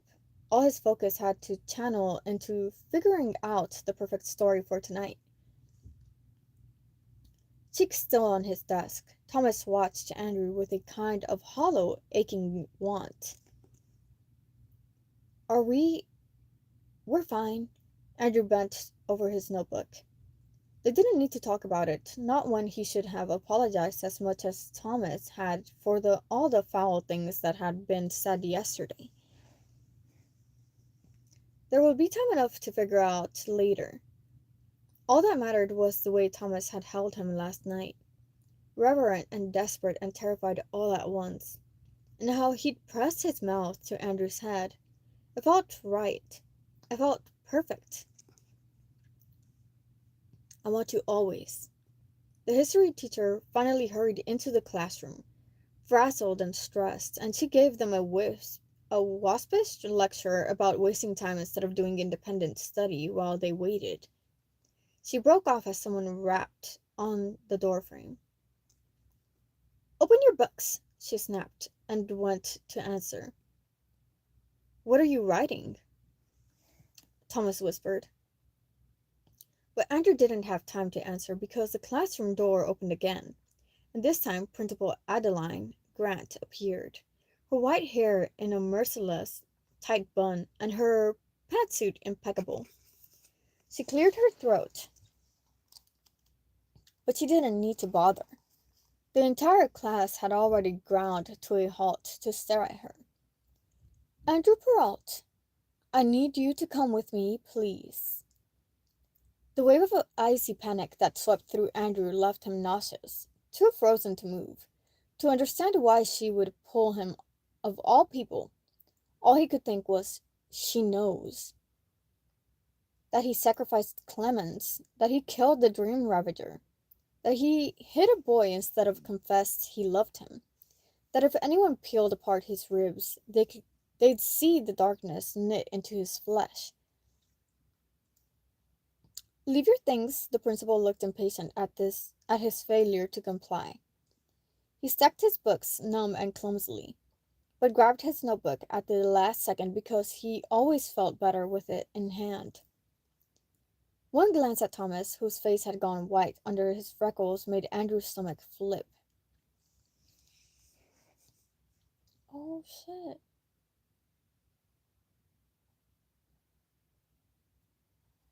Stomach flip over. Thomas started to rise, but the principal gave a dismissive wave of her hand, as if he were but a moth drawn to the flame she was about to extinguish. That silence followed Andrew out of the classroom and into the corridor. He should ask what was going on, protest this, or should he stay silent? His limp, traitorous tongue made the decision for him by turning to wood in his mouth, and he said nothing as he followed the principal up to the faculty floor. He had to pull it together, because he looked guilty. His darting eyes, his trembling fingers, the way he could barely get a word past the mud in his throat. Walking down the newly refurbished hall where Clemens had been murdered made his head spin. The worst part was how he was right next to the most powerful woman in this school, and he couldn't even tell her what was really going on. There are monsters in the woods. You need to get everyone out. The principal opened the door to her office and ushered Andrew inside. It looked more intimidating than usual. The ceiling-high mahogany shelves and a sutura dark wood of her desk seeming to smother any lights that crept past the thick burgundy drapes. A commanding heaviness filled the room, like a hand pressed against the back of his neck, and everything smelled of stale old books and suffocation. Or maybe he'd just forgotten how to breathe. Two leather armchairs sat before her desk, and Dr. Roll rose from one, buttoning his tweed jacket. The old professor was known for his grandfatherly smiles and kind words, and he always smelled like something between mothballs and Earl Grey tea. Having him here meant he was playing good cop to the principal's bad cop. What was going on? Shouldn't Dr. Roll be teaching classic literature right now? Andrew had only enough time to register the pensive expressions the adults wore before he noticed Bryce Kane sitting in the other armchair. He looked calm and tidy, uniform blazer spotless and golden hair combed back, and his smile was bloated with self-satisfaction. "Have a seat, Andrew," Dr. Rule said. He felt too light, his skin so thin that they pulled back the throat of his shirt. They'd see his heart pulsing, raw and bloody, through his glass chest. He slid onto the vacated armchair and looked anywhere except at Bryce, who reclined in his seat as if he'd been invited to a meeting where he'd be announced king of the world. The principal sat behind her desk and laced her fingers on the wood, casting a meaningful look at Dr. Roll before she cleared her throat. "There are two matters I need to discuss with you, Andrew. But first I would like to impress upon everyone in this room the need to conduct yourselves with honesty, courtesy, and behavior befitting ambassadors of the Wickwood name. Now, Bryce has brought me some troublesome news. Andrew, have you been climbing the fence and venturing into the forest?" Somehow it didn't occur to Andrew to worry this could happen. He'd freaked out very efficiently about everything else, but being caught in the forest? There was no way any students were up before dawn to spy on their return. And everyone should be grateful. They were being saved from having their throats torn open by monsters. They should be grateful. Everyone stared at him and he didn't know what to say. His mouth had gone bone dry, and when he tried to speak, the kind of voice cracking wheeze of a prepubescent teen squeaked out instead. He had to try again, his hands sweaty around his notebook. No. His word against Bryce's. It already felt like he'd lost. Obviously, I don't want to be a snitch, Bryce said, voice earnest and warm. But I'm kind of worried about Andy. He looks so unwell. And after everything that happened last year. What? Like you bullying me? Andrew snapped, and then closed his mouth.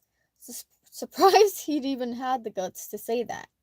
He felt too hot, his whole body starting to shake, and he wanted nothing more than for Thomas to explode through the door and take this battle from him.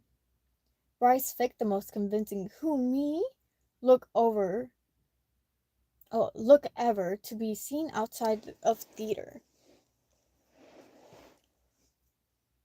That is the second matter we need to discuss. The principal sounded clipped, her gaze slicing the tense weight in the room. It has been brought to our attention that Bryce has made some concerning comments about Andrew. And this is something we need to address since, as you both know, we do not condone any sort of harassment at this school. Selena had reported him. Just like she'd threatened, relief and panic swept across Andrew's chest. Anger flashed across Bryce's face, but his brow smothered, and he was all benevolent charm again. Oh, but his brow smoothed, and he was all benevolent charm again. I can't explain that. It was just a joke out of context. I made a comment about Andy going out with Thomas, and they both got super defensive. Like, he raised his hands in confused innocence. I didn't know it was a sensitive topic.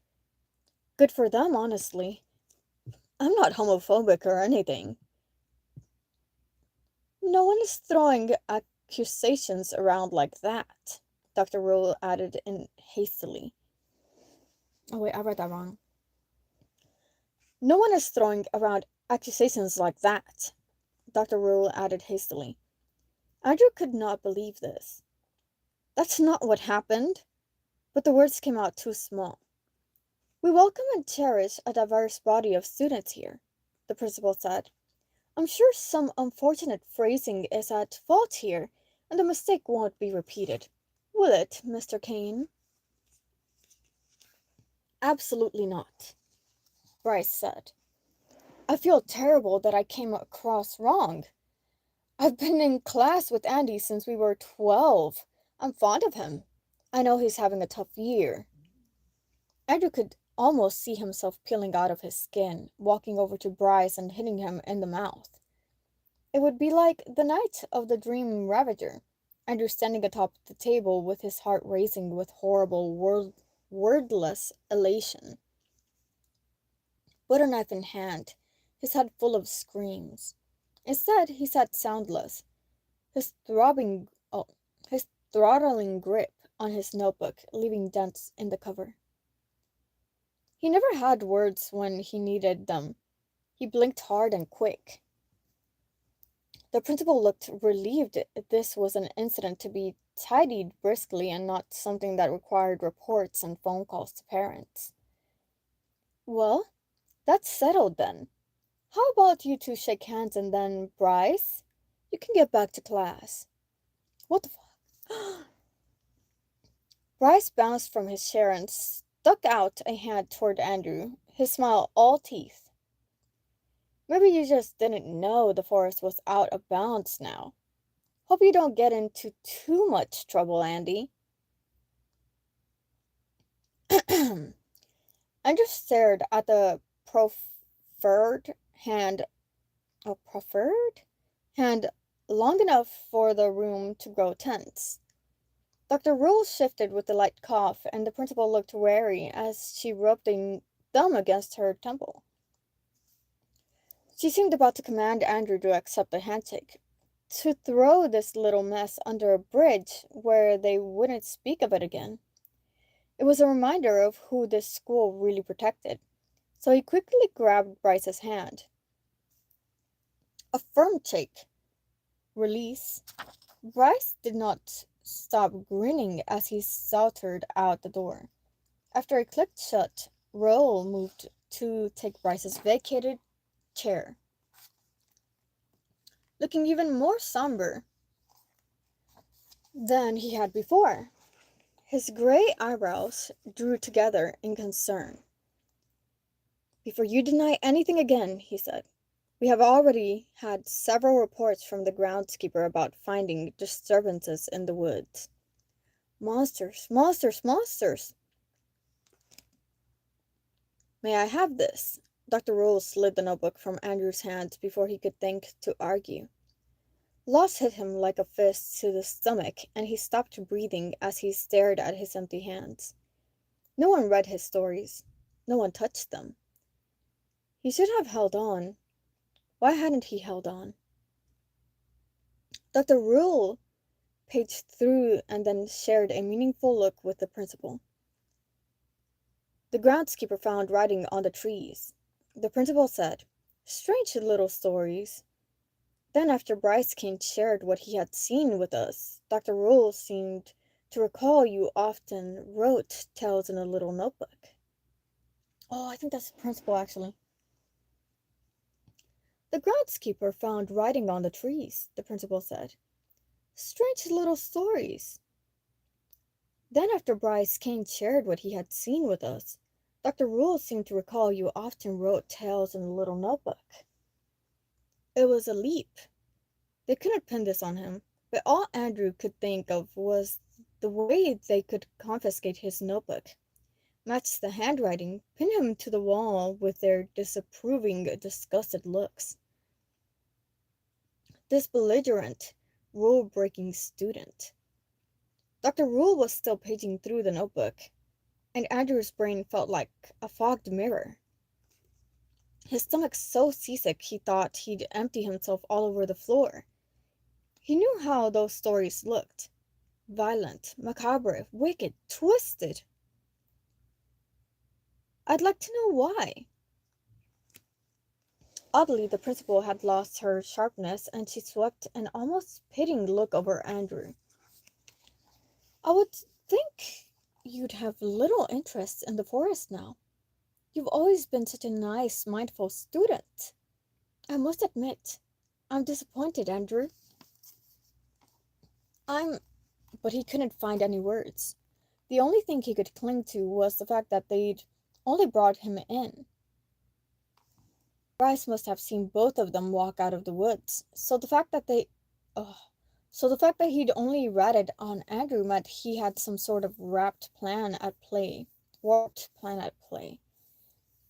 sympathetic to what you're going through." Oh, fuck. "We're sympathetic to what you're going through." Dr. Roll took off his glasses to rub at a lens. "But we're concerned you're not thriving here, Andrew. You've not completed a single assignment from my class this year, and unfortunately, the other professors have concurred the same. Perhaps a break is needed, for your mental health." He said it in such a comforting way that for a moment Andrew didn't register what it meant, a break. They were kicking him out. "We care about your well-being," the principal said. "I have been in contact with your father, and we all think it's wise if he picks you up this weekend. We can discuss where to go from there." Andrew cupped a hand over his ear. It hurt. Everything pounded too loud, too fast. He needed Thomas. "Wait," he said. "I'm fine. I don't need to leave. Thomas can't be left to the monsters alone. He won't survive."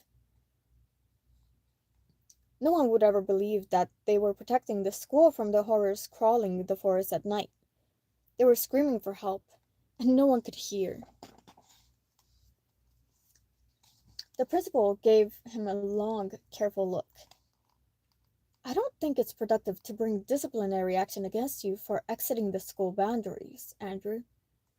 So understand that this is a lenient outcome for us all. I understand you're not, well, they saw him as a fragile thing, made of fractured glass full of hairline cracks. And this was the gentlest way they could say expelled. Dr. Rule handed him back his notebook and he took it too fast, his head low so they didn't see the movement when his eyes shone bright as the surface of a river. He had to get out of there before he vomited leaves into his lap. Outside the office, it was all he could do to keep moving, to stay upright when what he most wanted was to curl into a ball. No point going back to class. One look in Thomas would know. He'd explode. He'd go after Bryce. Andrew pressed his face into the crook of his elbow for the barest second. But as he turned the corner, someone ducked out and crashed a shoulder into his chest so hard he tripped. He hit the ground with a breathless gasp, his shin clipping the carpet, teeth sinking into his tongue until copper bloomed against his teeth. All air left his lungs. He was 12 years old again, with scraped knees, looking up at Bryce Kane's leering grin as he stood like a lord over his fallen prey. "Hey there, you little shit," Bryce said, his affable tone not matching the fury in his eyes. "Your friends slandered me, and now they're going to regret it." Andrew pulled himself shakily to his feet. His notebook clutched to his chest. The hall was empty, lined with closed office doors, and not a teacher in sight. Blood ran down his chin and hit the carpet with vermilion kiss. "Did they kick you out?" "Sounded like they were going to. But don't worry. I'm sure Rye will cry for you." Bryce folded his arms, smirking. "It hurts that little murderer more, you know, losing you. Way more than if it had been him." Andrew wept at his chin, his breathing shallow, his eyes unfocused. "Walk away, just walk." "Why do you even hate him so much?" he whispered. "I don't. I couldn't care less about him." "Liar," Andrew wanted to say, but Bryce conceded, something almost monogamous, as if he was sharing a coveted secret. "I think it's sick that he's screwing you. But still, let Devon. She could have dated me. I was going to ask her." Andrew just stared at him. "She would never," he broke off. "She would have," Bryce snapped. "He's over there with some gross twin fetish, and I would have been perfect for her. Would have looked out for your sorry ass, too. You should choose your friends better, Perrault. Then maybe you wouldn't be hanging out with a murderer who's the reason your sister—" Andrew shoved him. Bryce's shoulders thumped against the wall, and genuine surprise crossed his face, as if he didn't expect Andrew's feather-fine bones had the strength or the courage. Andrew stood there, breathing too fast. Blood and forest mud clotted under his tongue, and he let anger pool in all his hollow places. He could feel it again, against his teeth, his hate for this boy, this moment, this school. He was about to lose everything. He was losing himself. "Touch me again," he said, "and I'll kill you." Bryce glanced down at his blazer, where Andrew's hand had landed for the shove, and he stared at the thin layer of moss clinging to the cloth. He tried to brush it off, his surprise deepening to dismay when it clung on. What the? But when he looked up, Andrew was striding away, holding tight to his notebook. He refused to check his own hand, but he could feel it. Moths flourished along the underside of his skin. Alright, guys, that's it. That's all I'll be reading for tonight. Damn, that was crazy.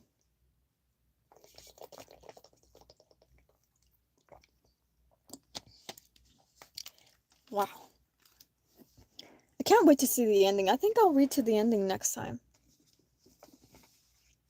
Yeah, because like 29, 30, 31. Chapter 31 is really long.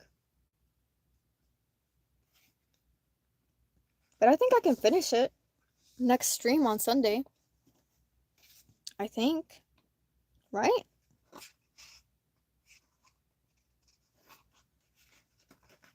I don't know. I know I really like this. And I'm kind of glad that Peralt is starting to stand up for himself because it's showing that he's like growing as a person, you know what I mean? It's showing that he's becoming more powerful and more self-assured. And also like Thomas, you could see him also growing more vulnerable, more like caring, emotional, you know? I like that. But yeah, thank you guys for watching. I do have to go to bed. I have work tomorrow. Thank you so much for watching. Please leave a like, share, comment, and subscribe if you have not already. And bye. Goodbye, everybody. Oh, wait, did I forget to say stay hydrated? Okay, so stay hydrated. Leave a like, share, comment, and subscribe if you have not already. Have a great day or night. And bye. There, I did it better this time.